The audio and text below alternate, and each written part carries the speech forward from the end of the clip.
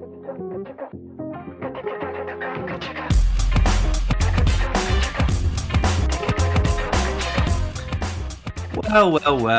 Look what the cat dragged in today. We have a couple of us together in the same location. This is Woodworking is Bullshit, the podcast. I'm your host, Paul Jasper, and I'm joined by my two Thirst Trap co-hosts, Eric Curtis and Mary Sy, professional thirst traps. Eric is a professional furniture maker, and Mary is a product designer by day and part-time woodworker by night. Myself, I'm a scientist by day, woodworker by night. This podcast, as I may have said in the last time, is a bit different. We're not going to tell you how to make things, but we're going to explore why we make things, where we draw our creativity, how we figure out design. So this podcast is all about creativity, art, and design. For those of you who are looking to learn how to cut better dovetails, you probably want to tune out now. With that being said, we won't cover it, but stay tuned anyway. Oh yeah, I suppose you can listen if you really want to. So today, what we have, we're going to start with a question like we do every week, and today's question is: where do you derive your creativity from? This is a tough one because there's so many places where we derive our creativity from, and a lot of us are scared to do it in the first place. So I would like to start by poking the bear and listing 5 reasons why I think woodworkers avoid creativity and like original design. So let's start by hurting some feelings. Number 1, I think we avoid original design because woodworking execution is so difficult. We could spend decades just learning the how. And so you get 10, 20 years into the how, and you realize you've ignored the why or the what. You've been just copying because the design was just a means to an end. Number 2, I think there's a healthy fear of failure and a lot of ego we have to get beyond. That's definitely going to poke the bear. Number 3, we love to prioritize learning technical things like mortise and tenon and dovetail, like how to cut better dovetails. And, I was joking about that at the front of the show. How many times have you seen an article about that, right? How many times have you seen an article about how to design well? I mean, it's like non-existent. So that's my 3rd reason. We don't prioritize how to learn it. The 4th is we immediately disqualify ourselves. So often we say, well, I'm not an artist.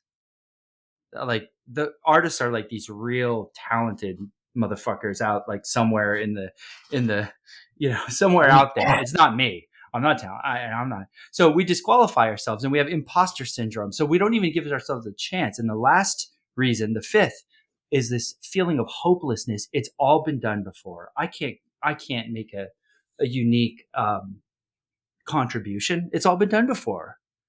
And I think that sort of discouragement and hopelessness, again, we're betraying ourselves, or it's almost like self-sabotage. Why we don't. I think it has all been done before. And I think that's all right. I think it's fine that it's all been done before. I think, in fact, that gives you the encouragement and the freedom that you need. This is speaking uniquely from my perspective, that nothing you do fucking matters. So get over yourself and just make a thing and take a chance, because it may fail, but you may learn a thing. And I think the best way that this was ever summed up for me was my teacher, Alan Lewis, said he spent, 30 years of his career trying to create an original piece of furniture. And finally he made this thing. And he was like, this is it. Nobody's ever made this before. It's perfectly contemporary. It's beautifully executed. This is the thing. And not a month later, he was flipping through fine woodworking, and they had a historical section. And he looked upon the thing, and he was like, "That's my fucking piece." And this was from 1750. And so there's nothing new. Well, all right, I'm going to disagree with you a little bit. I think simple elements, like there's simple building blocks, they've all been done before. And I'll while Mary coughs, I'll make an analogy with music. Every note has been played, but there are still unique combinations and melodies that haven't been played. The combinations are novel. right? From a technical perspective, you're mathematically not wrong. So However, wait, those I'm not combinations of done. notes. Okay, all right, fine, all right, okay. We Back did. up, We You back did. up, wanted to bitch. poke the bear. We did talk about this in the last episode. Just Okay, but we're going to talk about it again because that's what we're talking about. So while a part of like a drawer might not be unique, a door might not be unique, but some arrangement of drawers and doors and shapes and curves and textures, that particular arrangement may very well be unique. It's almost impossible to know. So I still think it's possible, but it's more about combinations being unique, not the individual elements. yeah, I would agree. I think I'm maybe leaning more towards Paul on this because I'm so sorry. No, you're not. No, I'm not at all. Eric's just wrong. Yeah, get over it, Eric. No, I agree. I think that people learn specific techniques because they want to be able to put them together and form their own idea. And like obviously there's going to be inspiration, maybe subconscious, maybe some not, some conscious. But I think yeah, people want to learn skills and they practice technical skills so that they can apply it in some larger context. And I think that the more you make things, the more you design things, the more you practice and try to use that goal of designing something, the more you can potentially achieve it. But I don't know. There's not really a repertoire of all furniture that's ever been made. So does anyone actually know? I think the music analogy is a helpful one though, because like there is, to Paul's point and to Mary's point, who probably has the most understanding of, musicality and music theory among us. However, there is mathematically a combination of notes that hasn't been played before, almost guaranteed. And yet we exist within a culture and a framework that prefers certain combinations of notes over others. And so if you start playing a chromatic descending scale in a pop song, people are going to be like, why are you playing jazz? Like there are things that belong in certain pockets. And so in furniture, you can take your dovetails, your mortise and tenons, and create arts and crafts. You have the vernacular to create a certain aesthetic of work. And so you work within that frame, and it may not be new, but it may be new to you, right? Like this is the problem in comedy too, right? Like you watch a kids movie, you're like, holy Jesus, how do these children think this is funny? Like what was the dog movie with George Lopez that came out like 10 years ago? I always think of that one specifically. I was like, this is the stupidest movie ever. And yet children loved it because it's the first time they saw that skit, So I think maybe we may be a little too self-congratulatory in our own exploratory processes and not giving people the benefit of the doubt that when they take a plan from the internet and they make it a through mortise and tenon to expose a wedged tenon on the outside, like that is a design choice that they're making. It may not be design from whole cloth, but that is a design choice. Yeah, okay. So are we talking about something that's just never been created before? Because like, sure, there can be stuff that's never been created before, but it looks terrible for a reason. Like there's a reason that people have good design, and it is subjective by people and preferences and like styles, etc. But like for the most part, I don't know. If you can make something and if it's ugly as shit, it's still original. But I don't know. Maybe that's like the point. You just kind of start from that, and like that's your original first design, and then you start, improving off of that. But it gives you a sense of like what it means to design something that you haven't seen before. So if I could summarize, what you're saying is don't let that discourage you. Pursue your own versions of design. Exactly. Don't feel that hopelessness and discouragement. Yeah, I think people are afraid, like you had mentioned. People are afraid to design because they're like, oh, it's going to look really bad. I should rely on like my influence. Yeah, let's go right to that one. Fear of failure and your ego.'s talk about ego. Do you guys have a healthy ego around your designs? I mean, I think I have a healthy ego in life. I will not disagree at all. No, I think it is hard though. So like from my perspective as a full-time professional, the goal is to make objects that the client will like. And I have a weird, unique process where I don't allow that much input from the client. I give them an idea. I give them a rough guide of where it's going to go. And then it's like sometimes it's a roll of the dice. And so there is the question of how far can I push the client and they'll be happy?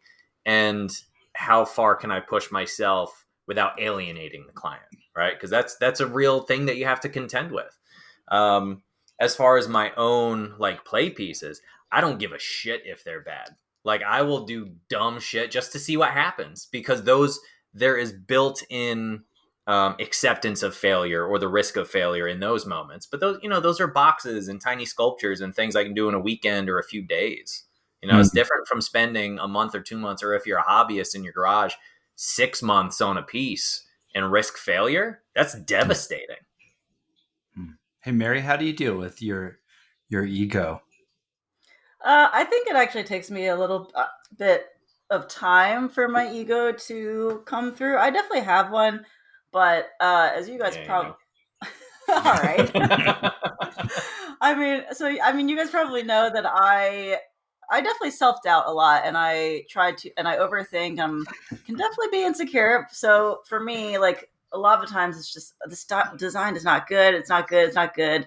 And then once I see it, once I start making it, I think I see it visualizing, and it's easier for me to see something in person in like physical form. And then like, yeah, I think this is like actually going to be really good. And then at the end, I'm like, this is the most amazing thing in the world. Do you think about, as you're making it, do you think about whether other people will like it or just whether you like it? I definitely think about both. I think whether so I will not design something unless I like it at least a little bit, or not even a little bit, like a good amount. I don't even want to start something because we were talking about this before. Like I am able to make things so slowly. I want to make sure that since I'm so slow, I have the time to kind of get to a design that I'm happy with. I won't just like be like, oh, that's good enough. I'm like not totally happy, but I'm just gonna make it. So that's my process, I guess. I want to be happy with the design at least for the most part before I start. So you've minimized your chance of failure up front. Yeah, I guess so. But things happen and things change and mistakes are made. So sometimes the design has to change, and all right, that's my failure. I'm going to feature later. How much of that do you think, though, is your personality versus your training as an architect? What do you mean? That planning process and the aversion to the risk of failure? Because I imagine an architect doesn't have the luxury of risk. No, definitely not. Right. So how much of that has played into it versus how much of that is just Mary's side? I don't know. It's probably a mix of both. I'm definitely someone who enjoys planning things in general. And like, yes, as an architect, you have to make sure everything is structurally sound, everything works. Otherwise people will die. But yeah, I don't know. I can't really tell. I don't know. There's like a divide, but there's a reason why I was drawn to architecture. And there's a reason why I like to plan things out. I like to model things. And you've seen, I do way too many sketches. And yeah, I don't know. I don't have a good answer for that. It's probably both. So while we're hammering on Mary, let's hammer on another point. So Mary, you said to us at one point in our group chat on Instagram, which is private, by the way. Thank God. It's a safe space. Thank God, that's private. That should not be put on the internet. You were one of the people who's like, I don't think I'm an artist now that I think about it. I think I'm a designer. And you said that. And I've been sort of wondering why you said that.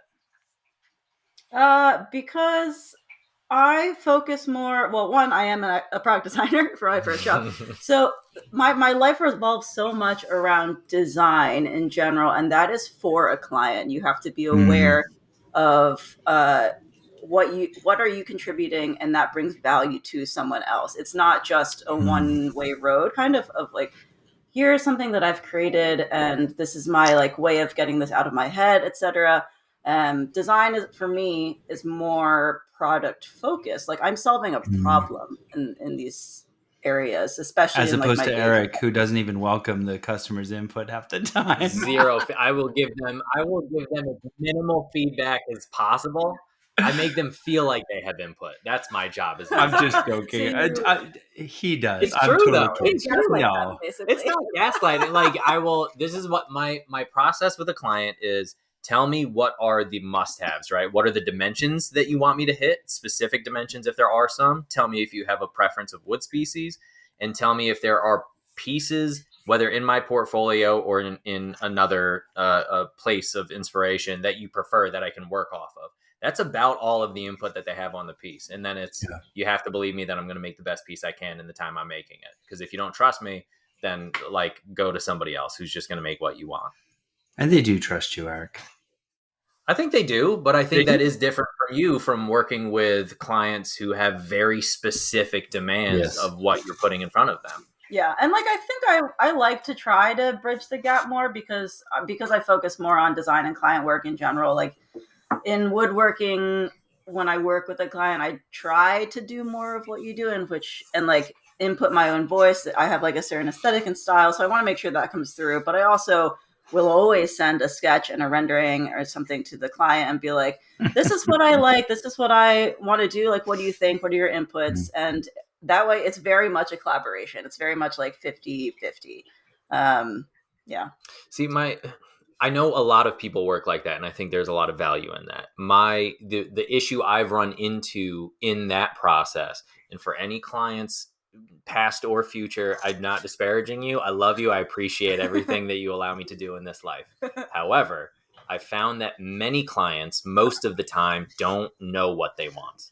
And so they have a feeling of what they want, but they don't have the vocabulary or the visual library to kind of understand and articulate what they want. And so they're just kind of relying on you to be like, give me that feeling of this other piece. And it's your job as the artist or as the designer to dissect the design elements and principles in there and recreate that in a different piece. Yeah, I don't disagree. I think I definitely, I do that, but I also still send it over to them to be like, do you like it?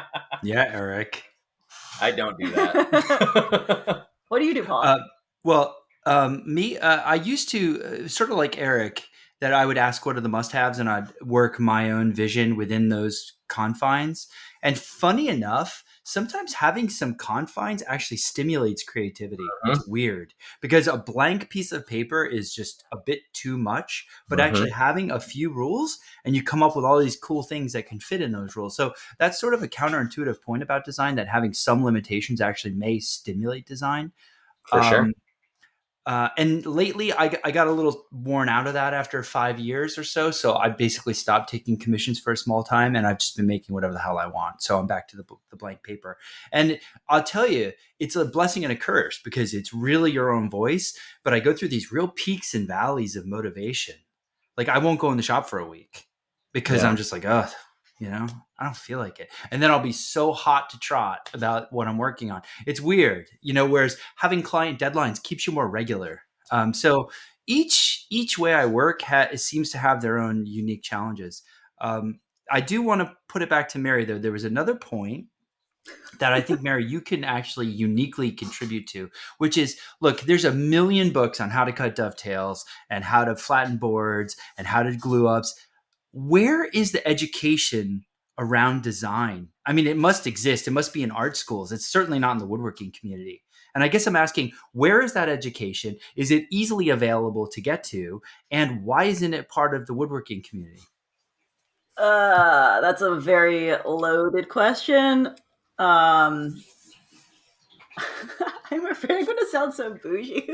Do it. Sound bougie. Be an elitist. Dude, we are what we are. Bougie the shit out. Yeah, I mean, I can only speak from personal experience. I don't know if this is the case, but in my opinion, or in my experience, I have found the best way and easiest way to go to school for it. And maybe you don't have to go to school, but having mentors and people who have been in the field really help you and guide you. But it's really important that you find the right people, like the right people whose explorations and research are things that resonate with you. And for me, I went to design school and I went for, it was called Master of Design, which is extremely generic, but it was generic for a purpose. Like bougie. All right. No, you okay? I can't. Please, Master, continue. Master, please continue. This weekend has been Eric just being like, "Oh, it's like bougie person here."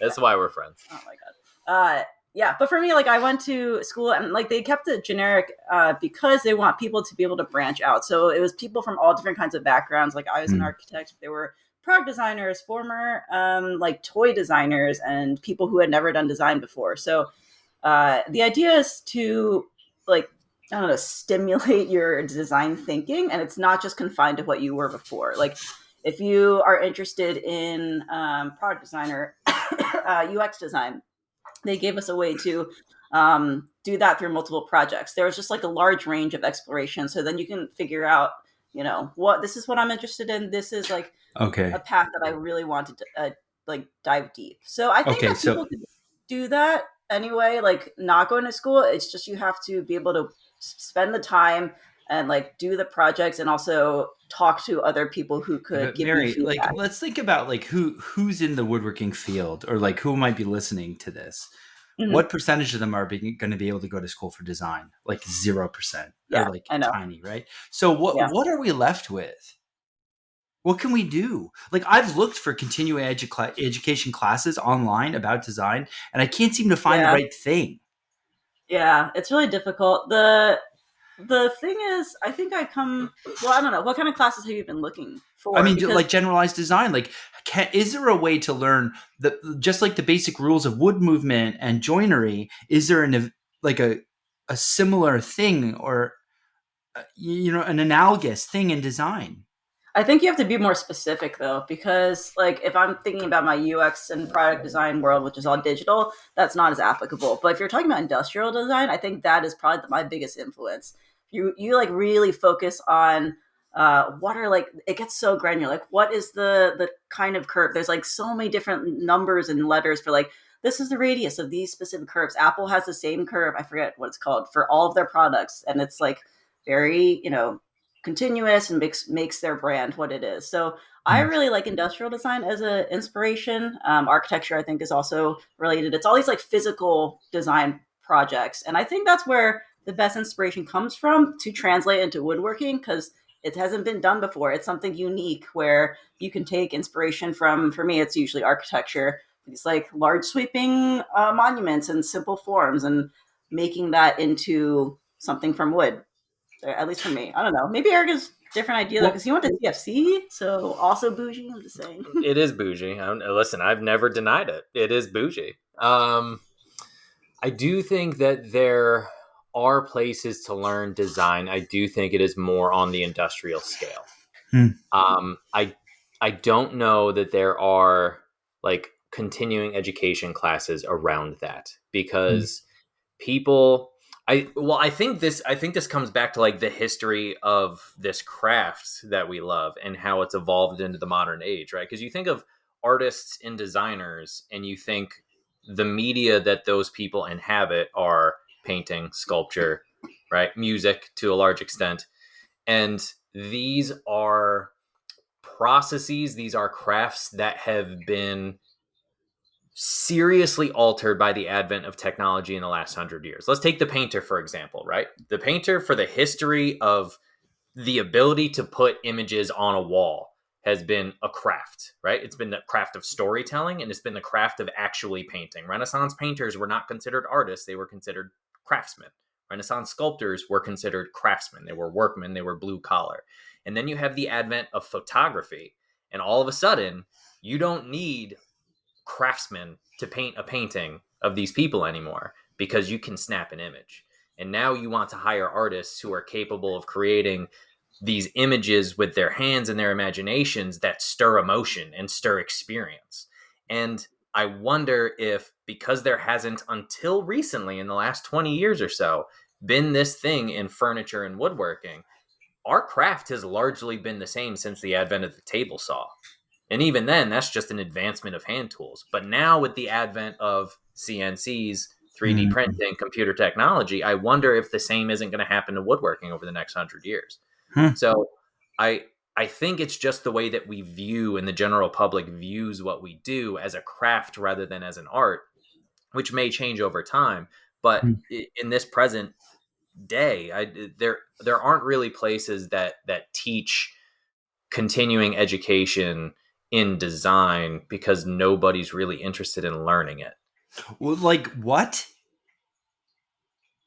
What? Well, why would they Fuck. be? What? Why would What they you be? So, said is true, and it's horrible. It's horrifying. but Like, it's also a matter of contentment, right? So it's like let's be real. The vast majority of people who are hobbyist woodworkers are like white doctors and lawyers, right? Just old white males who are in their garage. Some white Who bearded men. some white bearded men? Like it's I am the you are the stereotype. I am the stereotype. Okay, we are yeah. what we are, but these are people who do this as a hobby, who do this for fun and find contentment in making a thing with their hands. Yeah. They have other avenues of intellectual engagement, Mm, right? And I think that part of their brain is engaged in their work, and they need a thing to engage their hands mm. to feel some kind of I completion, see. right? And I so see. I don't know that the the the spiritual and intellectual energy it takes to design an object and care how its place in the universe fits. I don't know that that's what they're looking for. So it's hard to sell a class to nobody. I Wow. would. I don't know. Hmm. I understand what you're saying, but I do think that there are classes that teach. I don't know. I still think like industrial design is what I keep Okay. coming back to because I think that industrial design is really similar to woodworking, but it fills that question of how do we try to create new things? Because like when you're a student in industrial design, I think you first start out with creating prompts like working for a company, or I think the students at my school they worked with like a lawn care product, which seems really boring and mundane, but it immerses them first into what are the businesses in this field. It's not just like you being able to create whatever you want. You have to stick to guidelines, etc. That gives them like limitations, and then the next project would be something more interesting, like maybe it's a car and like automotive sort of thing. And then like once they have those limitations, they can start developing their own design thinking, and then I think from there they can be a little bit more original. So Mhm. I feel strongly about industrial design being a really good Okay. way into woodworking, I think. Okay. So, two points now. The first is that I have a personal mission to convince people that they should care about design. It's like all I talk about. It's why we started this podcast. Yeah. It's like, right? I mean, it's I don't think it's okay that we punt on that. And I think it's lame. And I think it is way more fulfilling when you pursue both the making with your hands and the design at the same time. So it's really all I want to talk about. It's all like I want to inspire myself to do it better. I want to inspire others to do it better. I want to be inspired to do it. So I think that's a hugely important topic. The second point is that you've already sort of transitioned us to our next big topic, which is not why do we avoid it, but where do we go for our creativity? Mary, you've already given an answer, industrial design. That's a major source of your creativity. And you've also answered architecture. Yeah. And Eric, what are your major sources of creativity when you reach into the design pouch? I think there's kind of two avenues that I take. It depends on the piece. One of them is how do I make a functional object as simple and elegant as possible so that it's not a practice in ego, Like right? your latest YouTube video? Big practice in ego, Yeah. absolutely. But it is a hope to make an understated thing that functions and makes people happy, and that requires drawing inspiration visually from other artists who have done similar work, and then Other artists, that's your yeah, answer. I mean it's Hmm. this is what I call like the George Lucas effect, right? So people give George Lucas all this credit for being this creative genius, and I'm like, first of all, he retold like Dune. the same story over and over. This is the story he pulled all of. I can't remember the name of the film. Maybe you do the samurai film that he pulled all of the visuals from. Oh, I don't know, but I know he pulled a lot of inspiration from Dune. For the story. Yeah, but there's a specific samurai film that he basically like there are clips in Star Wars that are shot for shot remakes of that film. And then if you look at the characters he invented on all the other planets, everybody's like, "Oh my god, these aliens are so original." I'm like, he took an elephant head and he put it on a cat body. Like that's all. It's just an amalgamation of elements, right? George is going to be pissed when he listens to our That's fine. podcast. By the Disney way, can sue me. It's fine. I will never get out of the abyss after that one. I live next to Lucas Studios. I literally live next to it. Tell George I said hi. He'll know what it means. But it's an amalgamation of things, right? You're pulling visual elements from different sources and you're smashing them together in a way that maybe somebody's done it in the past, but it's unique to you because you only are just discovering that combination of things. What are your favorite sources? Oh, they can come from anywhere. It depends on the object, right? So for the table I just made, it's very clearly in the Nakashima vocabulary. And so I think they've already made the perfect trestle table. And so my goal was I wanted to make a trestle table because I had this slab that fit the space that I needed it to be in. And how do I make a trestle table that's beautiful and elegant without just ripping off that specific table that they've already made? Because I think that one in and of itself, I was like, they've done it. There's no reason to do it again. They've done it. But I want to do it again. So how do I do this in a way that is my own, slightly different, and not plagiarizing? I think it bears noting that you both were at Nakashima today visiting. We were both at Nakashima today. It was fantastic. So but the other avenue that I go down for a piece is, and this one's a bit more ethereal, but I think it's just as much fun, is like I have a philosophical concept that I want to relay. And then it's a question of how do I get the viewer of the object to engage with this piece or engage with the concept almost subconsciously in the way that I want them to, right? So like this desk that we're sitting at right now, it's got this spot. It's not a philosophical concept, but it was early on in my design explorations, and I wanted to make an object and a table specifically that invited the viewer to walk around at 360 degrees. And so this thing has these running lines. It's moving up in this kind of spiraling fashion. I took this inspiration from a tree that I saw out on campus, and it just kind of gnarled and bent over. And so the day that I finished it, I hadn't yet put finish on it, but it was up on an assembly bench. I was up at CFC doing a fellowship in 2018, I think it was. And it's an open campus, so some guy just walked in to the studio. I didn't know him. He didn't know me. We didn't really acknowledge one another. He was just by himself, walking around, looking around. And he walked up to the table, and he stopped, and he paused, and he slowly walked 360 degrees around the table, and then nodded to himself and smiled and walked off. Didn't say a word to me. And I was like, I won. I did the thing. That's awesome. The thing worked the way that I wanted it to work. I like that. So a philosophical concept was the starting point.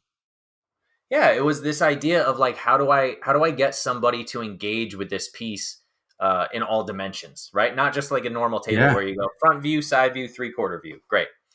You know? Yeah. Or like this liquor cabinet that I made over COVID, where it has these ripples on the front of the cabinet, and the idea was try to express visually this idea of the reverberations of the physical interactions we have with one another, obviously, because we were also isolated during COVID.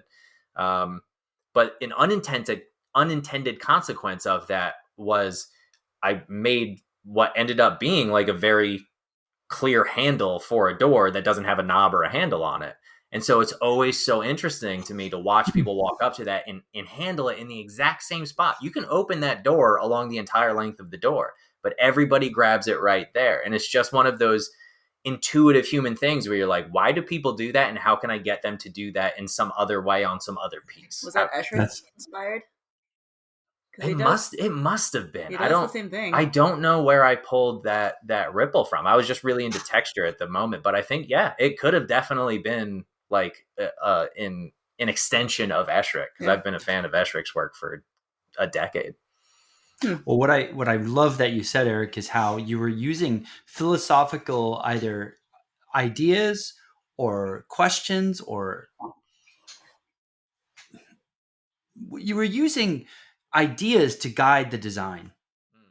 ideas that are much bigger than furniture. It wasn't an idea about furniture. It was like, oh, it's COVID and reverberation or togetherness or whatever you had as your idea. Like you were using that to fuel your furniture design.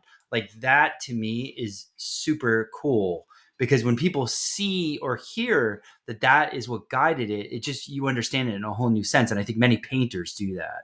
You always hear Yeah. about like, contemporary artists, like what were they going for with this piece? Well, There's I always think that a psychological underpinning. yeah.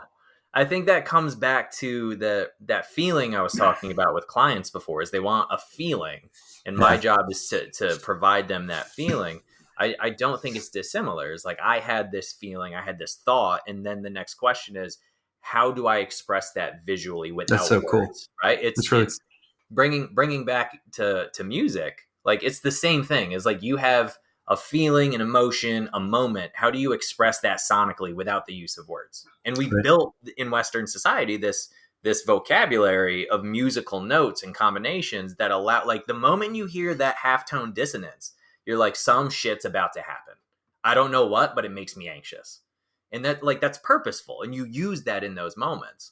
And I think there are certain design tools and principles that allow you to accomplish that same thing. The question is, how do I get Paul Jasper to feel that same thing that I'm trying to get Mary Sy to feel, that I'm Well, trying to get somebody that I don't know good to luck. feel? I'm dead inside, so that'd be tough. Oh man. So, as you know, I'm a scientist, right? So, one of the things I like to do is ask questions. And that to me has been an unexpected source of design inspiration for myself. So, um, there's a lot of questions I think that people are afraid to ask because the answer seems obvious.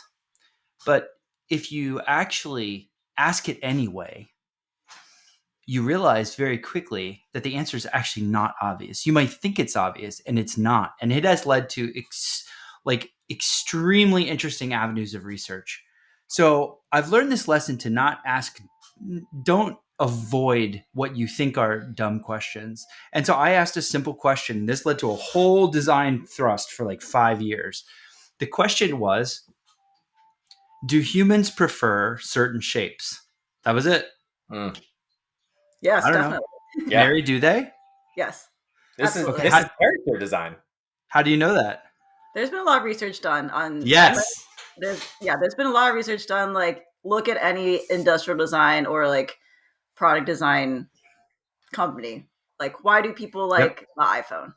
Yep. Why? And then like once the iPhone was invented, why did so many other companies do exactly the same thing? And this isn't even just physical. Like, there's trends that happen even in product and UX design too.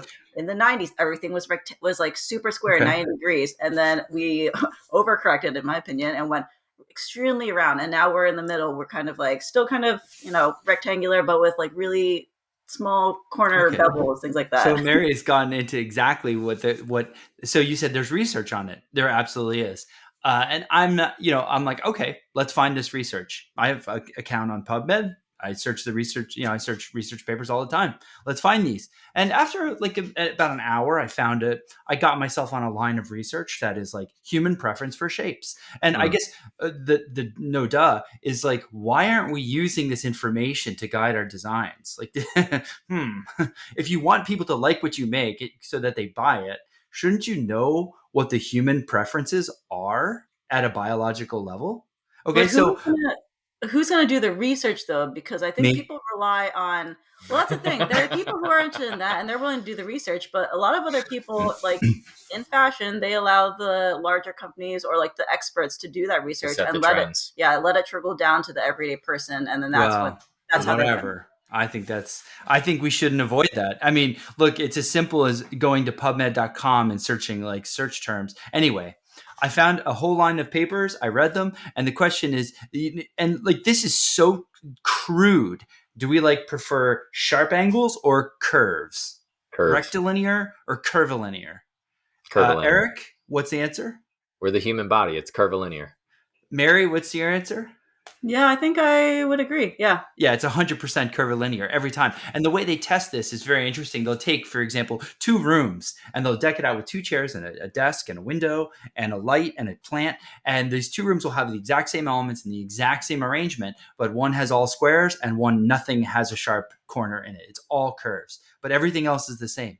And they ask people, hey, what do you prefer? And you have to ask people, you can't ask them, do they like rectilinear first or curvilinear second? Because the order in which you ask them could be influencing their answer. So you have to sort of, randomize which you ask them first. Anyway, time and time and time again through the 70s, through the 1980s, to the 2000s, all these papers of rectilinear versus curvilinear, the answer is undeniably curvilinear. And then I look around and I'm like, why is everything fucking square? Yep. Like everything's a fucking square. Why? Because it's easy. Because it's easy. Because it's easy. That's it. Yeah. It's easy to make. And look at our shops. Everything's set up to make everything square. Yeah. Flat, square, 90 degrees. Everything. Funny enough, though, cars now, there's nothing square on them. They're curved on every surface. I was gonna bring cars up when you were talking about the balance between curve and square because they were square. They were. Back in the 70s, 80s, Yeah. everything was very angular. And then we got to the 90s and we were like, shit, wave of the future. Let's go back to round because it was round in the 50s. And then we got to the early 2000s, late 2000s, and we were like, this looks old and dated. And now they're in between. Like they're curvilinear forms with these soft peaks because the eye also likes lines. And this is part of the reason why furniture, in my opinion, is not exclusively curvilinear, because you have to impart lines for your eye to follow. If a thing is a blob, your eye goes, okay, I don't know what to do with this. If you have a blob with a line that's drawing you around somewhere, your eye has something to do. It moves somewhere around the piece, just like the human body, because everything comes back. It sounds very to sensual, Eric. But it is sensual, right? Like everything comes down to how can you replicate the curvilinear form of the human body. This is why we prefer balance as well, because you're a symmetrical person. If you have face Mary is making right now is amazing. She's uncomfortable. Listen, she grew up in Lancaster, Pennsylvania. Hey. She is uncomfortable with the acknowledgement that we are sexual beings. Like, Excuse it's fine. me. Eric, you are getting yourself in deeper and deeper. Oh my god, I'm gonna kill you. Okay, well, you are the person who has the sculpture of a naked lady downstairs in your living room. So. I have multiple sculptures that are very sexual around this house. I admit it. I like movies. It's not my fault. Okay? There's so many things I want to say right now, and I'm not going to say it. So, coming back to the topic before we completely degenerate, I decided to do a very non-scientific experiment based on this research. I've been making square boxes. I'm like, let's make a curved box. Okay. And I'll see if like people go crazy. And they did. I made this stupid little, it's not stupid. I don't mean to. It's like a stadium box. And I call it a stadium because it's a stadium shape, which is 2 half circles connected by lines. People went nuts for it. The uptake was unbelievable. I was really shocked. Now it's anecdotal and it's not scientifically controlled, and I didn't measure things, but whatever. But to me, it was undeniable proof that, if you could translate some of these curve shapes into furniture or forms, it definitely stimulates people. And I should be listening to this research. And that stadium shape I've been using it again and again and again. Eric, you've seen it 1,000 times over. Upside down, left, right, horizontal, a whiskey cabinet, big, small, in between. So just in terms of when you feel stuck with design and like where do I start designing from? This was just literally a question. What shape do humans prefer? And I've been chasing the answer, or working with that answer as a design thrust for like 5 years, and it's still going. I mean, I'm sure I'll use it again and again and again, but that's just one source of inspiration. I think nature, right? We all love nature. we see it from the shells in the Newport School of, a period furniture to, I mean, literally everywhere. How much art is about nature? We all just love it. We Mhm. love the way trees looks and animals. And Oh, I hate so, nature. except Mary, she just wants to I'm pave the kidding. world with her Yeah, she's industrial solo. She's design. fine. These San So if you're, Francisco people, man. if you're feeling, if you're Before burning feeling, down the world. my God. Sorry, go on. Go on. I think nature's a good spot for people to start if they're feeling sort of like stymied. I think collaborations Mm-hmm. stimulate creativity because you're allowing another human to like influence your point of view and stir that into a pot together. Have you had that happen? Oh, for sure. I love collaborations for that exact reason. Like that they're stimulating, they're interesting, and it for me, in my experience with the people I've collaborated with, there is a great deal of freedom in, hey, we know that this is not going to be either of our specific voices. And so we run the high risk of this being a failure, but that's the fun of it, right? Like Mm. you'll inevitably discover something new by collaborating, even if the piece is an absolute train wreck, because you're dealing with somebody, not only somebody else's design aesthetic and design experience, but somebody else's experience of making, like their process of crafting the object. And so like you learn, even if it's not the same medium as you, even if they are a ceramicist or a glass blower or whatever it is, like the way that they approach their craft can inform your own practice in a really interesting Absolutely. way. Yeah, absolutely. Now, Mary, I was thinking about architecture and design. You mentioned designers have like a goal. They have to like fit this design into a specific space, right? You're given a problem to solve. Mhm. Has Is architecture your main form of inspiration for your design? Yeah, I would definitely say so. So I was thinking about this, and I realized that influences me more than I really ever thought. Because architecture, for me, I take inspiration from my favorite architects like Louis Kahn, Tadao Ando, and these like really large, sweeping curves and forms. And I realized that I tend to think about things in large scale, like those buildings, and then kind of like miniaturize them into a furniture tangible piece.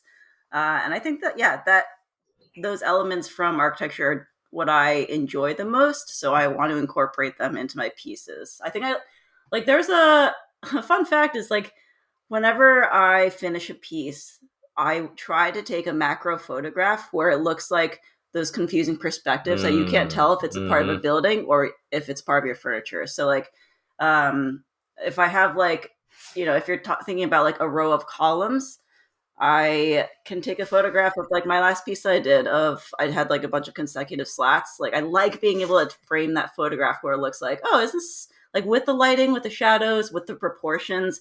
Like, does this look, is this a building or is it like a small furniture piece? And I do the same thing with like my tiny scale models too. That's why I make my scale models. So I want to make sure that the proportions feel right.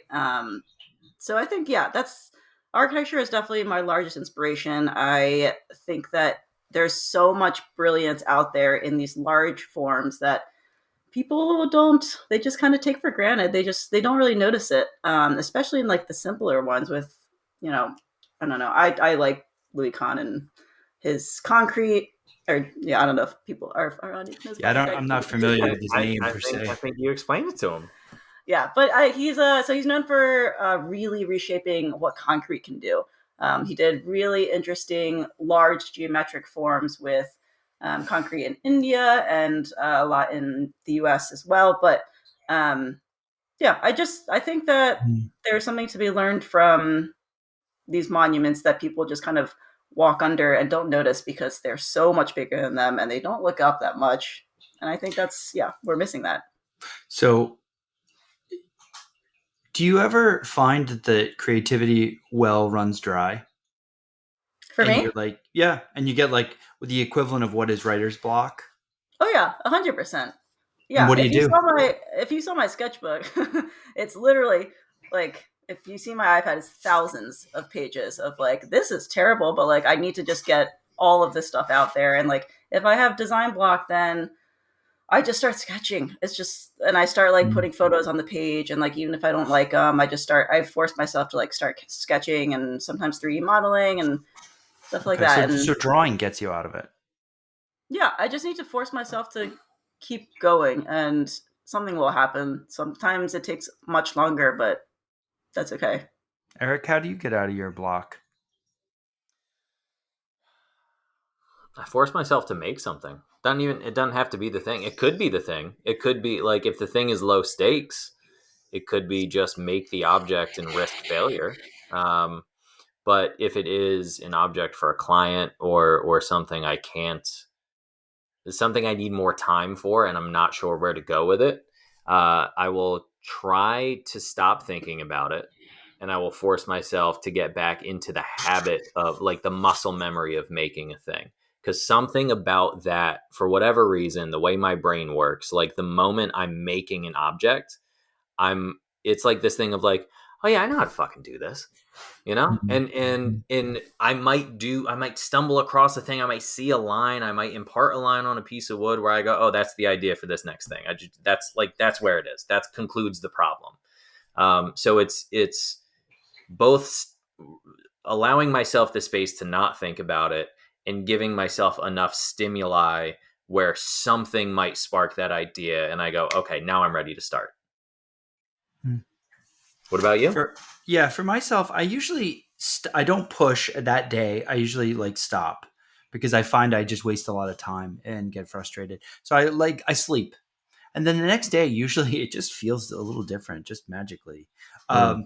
But also looking at other artists, and I don't mean woodworkers. I mean looking at art outside of Mm-hmm. woodworking.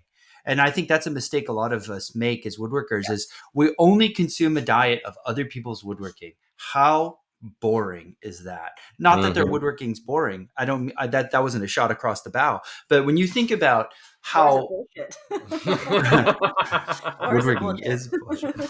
But when you think about how wide the world of art is, from Yeah. painting to sculpture to marble, like a marble frieze, or you name it, periods and contemporary art. If you think about how big that world is, and you just start sampling from that world and looking at objects, like Mary, you were saying, make a note, look around you. Right? Mhm. Suddenly you find those things wanting to creep into your own work, whether it's architecture or whether it's a painting. Sculpture. Yeah, Sculpture sculpture. is So huge I for mean, me. I feel like at this point we should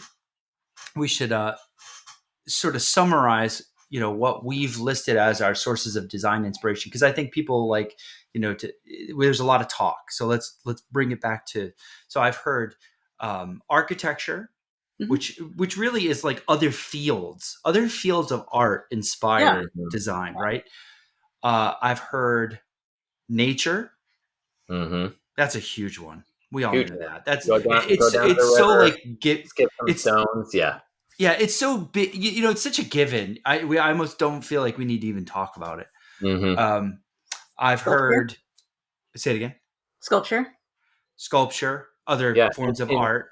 specifically for anybody who's like looking for where do I find sculptural inspiration or visual inspiration, there's a series, the 500 series or the 400 series, depending on the books, right? 500 tables, 500 chairs. But in that series specifically, and to this point, there are two books, 500 bracelets and 500 paper sculptures, something of that. I can't remember exactly.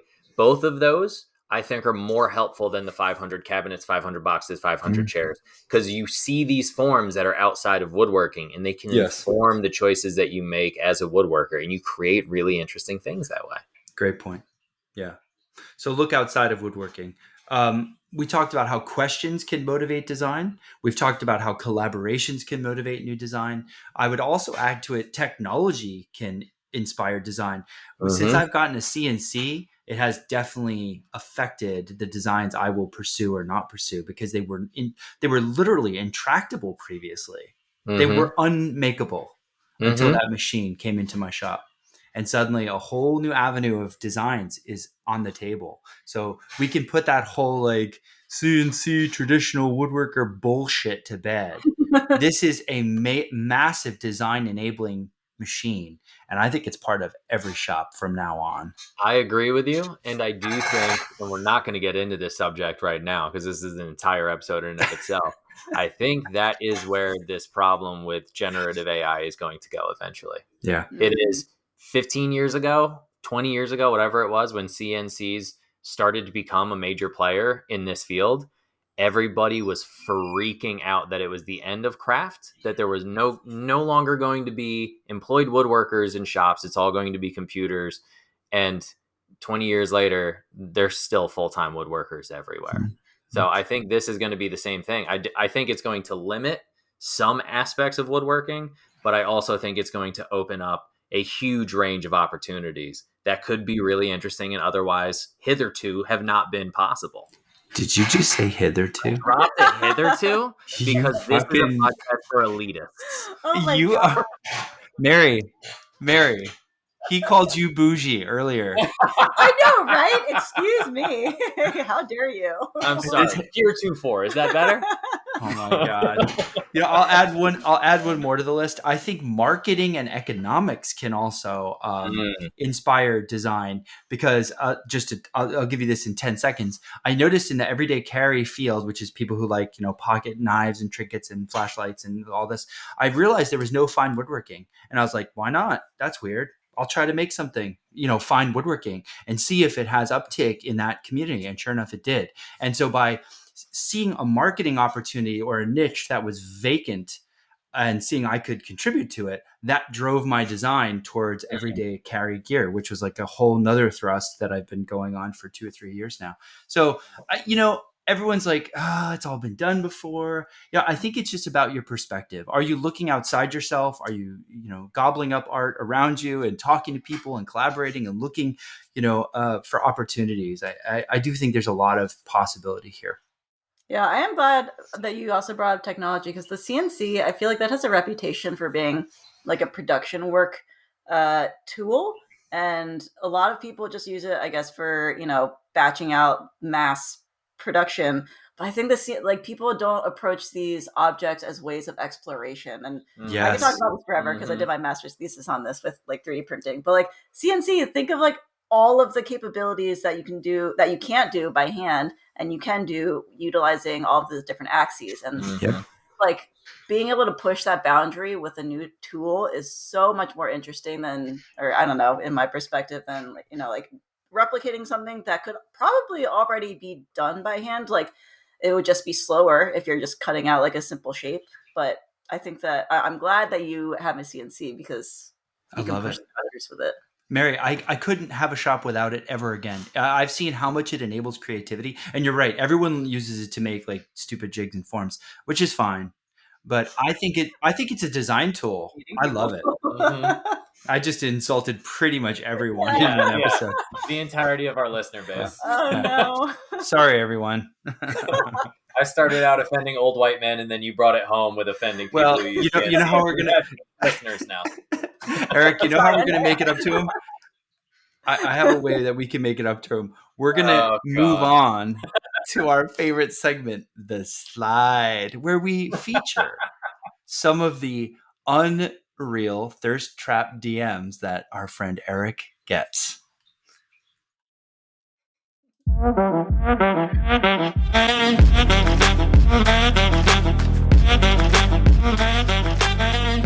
The Slide. We're going to slow things down, draw a bath, pour some wine, light some candles, because we're sliding into Eric's DMs. Eggplant emoji. God damn. Why is Vicky unreasonably good at that? Why have I never heard this voice before in my marriage? Because that shit's hot. That's hot. So thirsty. Yeah, it's so thirsty. So today we have a message. Let's see. It's this time is from a lady, Eric. Last time it was from a man, and this time it's from a lady. Mary, get your thinking cap on for the after show so that we can offer this poor soul some advice. Hey, Eric. Your page doesn't indicate that you have a wife. Do you want one? Woo! Very upfront, man. It's very straightforward. I'm horny. To be clear, that was not the DM. That's You know what? I don't remember. It could have been. I'm pretty sure that's part of the DM without even saying it. All right. Man. On that note, that's a wrap for this episode of Woodworking is Bullshit. If you'd like to join us for a discussion on offering this soul some advice, Mary's always got some nice girl advice for us. Join us in the after show. You can get access to the after show by subscribing to our Patreon, which you can find in our info somewhere. We'll have to figure out where we post it, because we haven't posted it yet, so I don't know where to say that, but you'll find it. We'll definitely make it available in our intro, or rather information. Also, in the after show, we are going to be tackling a topic this week called what is it now? Feature or fail. That's what we call it, because too often we talk about our successes. So the three of us have gathered up some failures from the last period of time, and we're going to talk about how we fucked it all up. Thanks for joining, and we'll talk to you next time. Thanks, Brent. Bye.